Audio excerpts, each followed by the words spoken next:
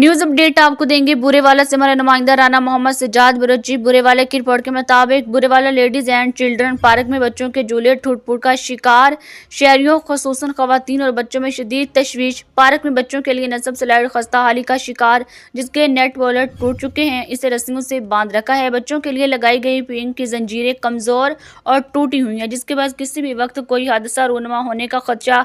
शहरियों का कहना है कि लेडीज एंड चिल्ड्रन पार्क तफरीह का वाहिद महफूज मकाम समझा जाता था, मगर इंतजामिया की अदम तवज्जो के बाद यहाँ मौजूद झूले बच्चों की जान के लिए खतरा बन चुके हैं।